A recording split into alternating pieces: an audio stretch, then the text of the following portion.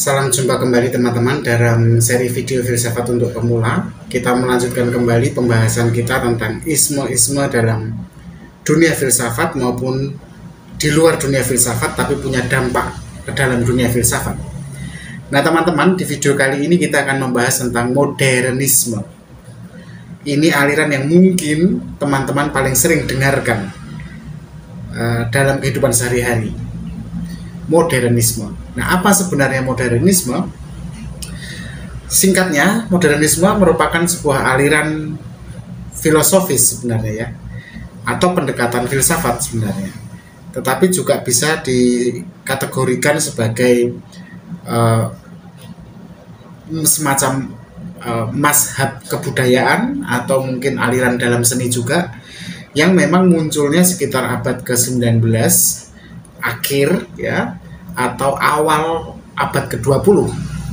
Teman-teman, modernisme itu karakternya atau ciri khasnya itu dekat dengan sejumlah aspek seperti rasionalitas, ilmu pengetahuan, dan juga kemajuan. Jadi karakternya ada di wilayah-wilayah itu tadi, rasionalitas, ilmu pengetahuan, dan kemajuan. Nah, dalam modernisme kita juga sering menemukan ada semacam selebrasi atau perayaan mengenai transformasi sosial atau perubahan-perubahan sosial, dan semacam ada yang diselebrate itu adalah teknologi ya. Nah, mari kita jelajahi lebih dalam apa itu modernisme. Jadi, modernisme itu sendiri sebenarnya bagi saya definisikan lebih kepada gerakan sebenarnya. Gerakan yang berkembang sebagai reaksi pada tradisi dan norma-norma kuno atau lama. Yang norma-norma kuno ini kaitannya disebut kuno itu karena kaitannya dengan agama, dengan budaya atau pandangan dunia yang dianggap usang begitu. Nah, gerakan modernisme ini kemudian menekankan menekankan konsentrasi atau fokusnya pada perkara rasionalitas, pada perkara pemikiran ilmiah, dan semacam kalau boleh disebut sebagai progresivisme atau kemajuan, yang kemudian kesemuanya itu hendak diterapkan dalam berbagai aspek kehidupan ya, mulai dari seni hingga kebudayaan hingga teknologi gitu ya. Jadi rasionalitas, pemikiran ilmiah, dan progresivisme ini menjadi kayak semacam nyawa gitu dalam modernisme. Nah teman-teman, tujuan utama dari modernisme itu sendiri sebenarnya untuk mencari cara-cara baru dalam memandang dunia yang sedapat mungkin lebih sesuai dengan perkembangan ilmu pengetahuan, dengan penemuan-penemuan baru yang sifatnya tentu saja ilmiah atau teknologis pada masa itu ya, akhir abad 19 dan awal abad ke-20. Nah, modernisme juga semacam punya ambisi untuk mengatasi keterbatasan yang ada dalam cara berpikir manusia pada era sebelumnya atau era yang mereka sebut sebagai era tradisional. Nah, ada beberapa prinsip-prinsip dasar modernisme ya. Misalnya pertama, modernisme ini memandang rasionalitas sebagai kunci untuk memahami dunia, di mana kemudian modernisme percaya juga bahwa ilmu pengetahuan dan logika adalah satu-satunya alat yang bisa memberikan penjelasan secara lebih akurat dan lebih memadai mengenai alam semesta, dan itu mereka anggap lebih memadai daripada penjelasan dengan berbasiskan pada mitos, pada agama, pada spiritualitas, atau penjelasan-penjelasan lain yang mereka anggap sebagai hal-hal yang mistik, hal-hal yang supernatural, hal-hal yang metafisis, yang memang sebelum era modernisme memang sangat dominan. Itu prinsip pertamanya. Jadi rasionalitas dan ilmu pengetahuan sebagai panglima, istilahnya begitu. Kemudian yang kedua adalah prinsip utamanya itu terkait dengan kemajuan sosial atau perkembangan sosial dan perubahan sosial dan teknologi ya. Maaf. Jadi modernisme ini sangat optimis ya tentang kemampuan manusia dalam mencapai kemajuan. Karena dengan menerapkan ilmu pengetahuan dan teknologi, kaum modernis ini percaya bahwa umat manusia bisa menciptakan dunia yang jauh lebih adil, lebih makmur, dan lebih terorganisir. Sehingga teknologi di masa modern itu dianggap sebagai alat utama untuk mencapai tujuan-tujuan besar mengenai keadilan, kemakmuran, dan keberesan sosial gitu ya. Kemudian itu prinsip kedua ya tentang kemajuan sosial dan teknologi. Lalu prinsip yang ketiga adalah modernisme ini menuntut adanya perubahan dalam kebudayaan dan adanya perubahan dalam norma-norma sosial. Banyak ideologi dan gerakan sosial termasuk feminisme misalnya, pembelaan hak-hak buruh, kemudian gerakan-gerakan hak sipil itu berkembang dalam konteks modern ya, di mana kaum modernis ini mendorong adanya perubahan baik sosial, politik, dan budaya demi terciptanya masyarakat yang jauh lebih setara dan berkeadilan. Nah itu prinsip utama yang ketiga ya tentang upaya untuk terjadinya pembaharuan budaya dan pembaharuan sosial. Jadi itu tadi prinsip-prinsip dasar dari modernisme.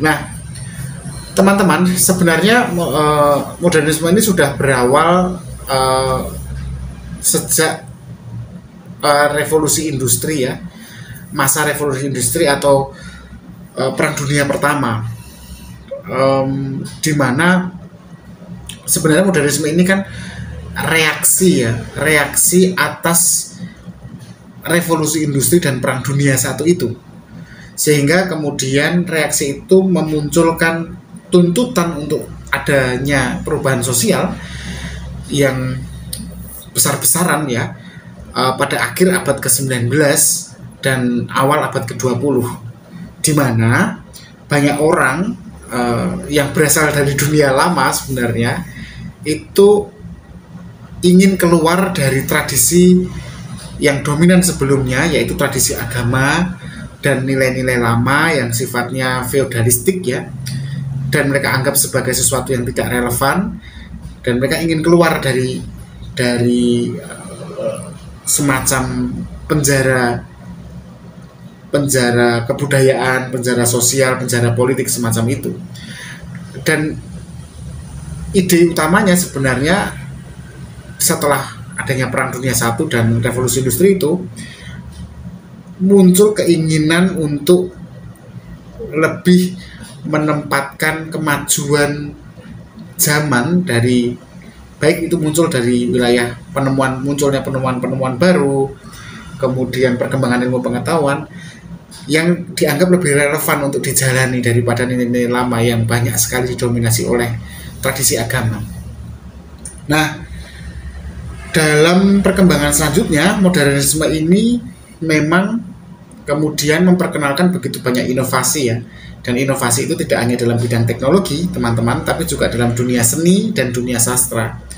Misalnya kalau dalam dunia sastra itu muncul teknik penulisan naratif yang jauh lebih kompleks ya, atau dalam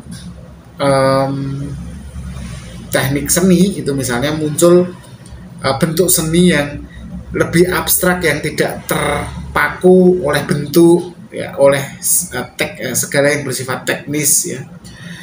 Nah, memang pada perkembangan selanjutnya itu muncul juga banyak penulis dan banyak filsuf yang boleh dikatakan sebagai pembela modernisasi ya, modernisme. Mereka seperti James Joyce, Virginia Woolf, siapa lagi, Franz Kafka, di mana mereka memang berkontribusi dalam mengembangkan aliran modernisme.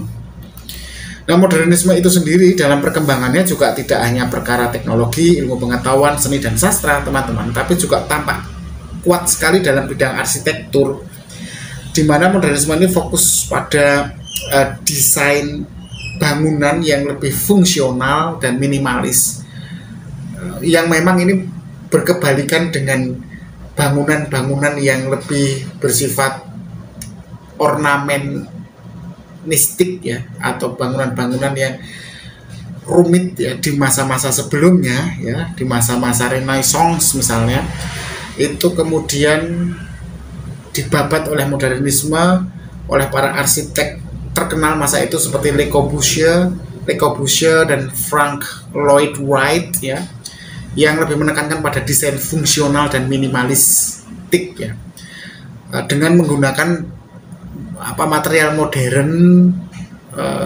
gaya bangunan atau gambar bangunan yang sifatnya garis-garis yang bersih, dan desain-desainnya lebih fokus pada fungsi ya daripada ornamen gitu. Nah, kalau dalam bidang filsafat, siapa tokoh-tokohnya gitu? Modernisme jelas tidak bisa kita lepaskan dari seorang René Descartes ya, sebagai salah satu tokoh awal yang memang mempengaruhi pemikiran modern. René Descartes memang menekankan pentingnya penggunaan rasio dan keraguan metodik ya dalam mencari kebenaran gitu. Kemudian pandangannya, kalau teman-teman ingat, René Descartes itu yang paling terkenal kan adalah cogito ergo sum, saya berpikir maka saya ada.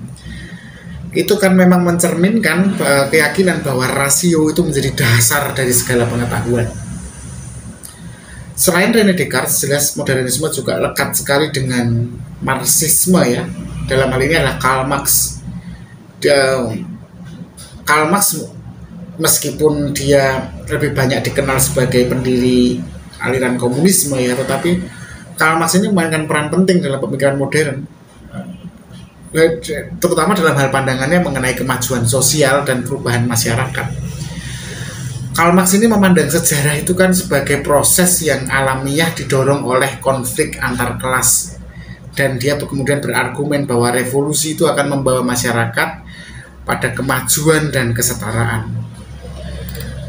Itu Karl Marx. Kemudian filsuf lain, mungkin psikolog ya, psikolog terkenal kayak Sigmund Freud misalnya. Sigmund Freud ini kan seorang tokoh penting dalam modernisasi psikologi ya, di mana dia membawa pandangan baru tentang alam bawah sadar. Dia membawa semacam pendekatan baru tentang psikoanalisis yang kemudian pengaruhnya sangat besar dalam kultur modern. Freud ini mengubah cara orang memandang pikiran dan perilaku manusia, dengan lebih menekankan pada pentingnya proses mental yang tidak disadari atau bawah sadar gitu. Selain Freud, mungkin sastrawan yang filosofis sekali ya, namanya Marcel Proust. Marcel Proust ini salah satu tokoh besar juga dalam modernisme, di mana dia menulis karyanya yang berjudul In Search of Lost Time. In Search of Lost Time. Dalam karya dia itu, dia memaparkan tentang eksplorasinya atas waktu, atas ingatan, memori, sebagai elemen penting dalam memahami kehidupan manusia. Nah, Proust ini mengubah cara pandang kita kemudian di era modern mengenai pengalaman subjektif dan ingatan kita. Nah, tentu saja modernisme bukan tanpa kritik ya. Salah satu kritik utama yang muncul menyerang modernisme adalah anggapan bahwa modernisme ini mengandalkan atau terlalu mengandalkan kepercayaan pada kemajuan tanpa memperhitungkan dampak negatif dari kemajuan itu, dari perubahan sosial yang terjadi dari kemajuan teknologi. Keberadaan Perang Dunia 1 dan 2 contohnya itu kan menunjukkan bahwa kemajuan teknologi justru menyeleweng ya, menjadi kehancuran. Ya, teknologi bukan digunakan untuk kebaikan hidup manusia, tapi justru penghancuran peradaban di manusia. Kemudian kritik lainnya adalah tentang abainya modernisme pada nilai-nilai tradisional dan spiritual yang justru berusaha dia tinggalkan. Padahal nilai-nilai tradisional dan spiritual ini kan menjadi akar bagi manusia, banyak orang, nggak hanya satu dua orang, tapi banyak orang itu mengakarkan diri pada nilai-nilai tradisi dan spiritual ketika mereka memahami dunia, seolah-olah semua orang yang seperti itu kemudian dianggap salah kan, disingkirkan, padahal itu sebagian besar orang memang seperti itu. Dan pergeseran dari yang tradisional spiritual ke rasionalitas teknologis ini kemudian mengubah makna hidup menjadi semakin kacau balau dan mengurangi kebutuhan manusia untuk saling terkoneksi satu sama yang lain secara lebih mendalam. Jadi kayak modernisme ini kemudian menjadikan manusia ini hidup dalam mekanisme yang mirip seperti mesin, karena kemudian kayak nggak punya nyawa kan, karena spiritualitas dan nilai-nilai tradisinya kemudian dihancurkan. Kemudian beberapa pemikir filsuf besar seperti Jean-Paul Sartre dan Albert Camus jelas mengkritik modernisme karena mereka merasa bahwa modernisme ini melahirkan kebingungan eksistensial, melahirkan kekosongan dalam jiwa manusia, terutama karena aspek-aspek emosional dan subjektif ini dari pengalaman manusia ya dalam menjalani hidup kan kayaknya ditinggalkan gitu loh oleh modernisme karena dianggap tidak ilmiah gitu misalnya ya. Nah, itulah kritik-kritiknya. Jadi teman-teman, saya pikir teman-teman bisa mendalami sendiri aliran modernisme. Ada begitu banyak literatur mengenai modernisme, tetapi ya harus diakui ya bahwa modernisme itu memang memberi dampak besar dalam membentuk cara kita memandang dunia, terutama kaitannya dengan perkembangan ilmu pengetahuan hari ini yang juga menguntungkan kita pada satu sisi. Teknologi yang terus berkembang, terutama teknologi digital yang sekarang kita gunakan ini, dan juga perubahan-perubahan sosial tidak bisa dilepaskan dari modernisme. Tapi ya itu tadi ya, seperti semua gerakan besar ya, modernisme juga harus hati-hati kita dalam menjalankannya, karena ada banyak kelemahan juga yang sudah dibahas tadi, salah satunya oleh Albert Camus dan Jean-Paul Sartre. Nah, bagaimana menurut teman-teman, apakah modernisme oke-oke saja atau ada sedikit bermasalah bagi hidup teman-teman? Silahkan tuliskan di kolom komentar. Bila saya ada salah dalam penjelasan, silahkan direvisi ya di kolom komentar supaya teman-teman yang lain juga bisa belajar. Terima kasih, tetap berpikir kritis.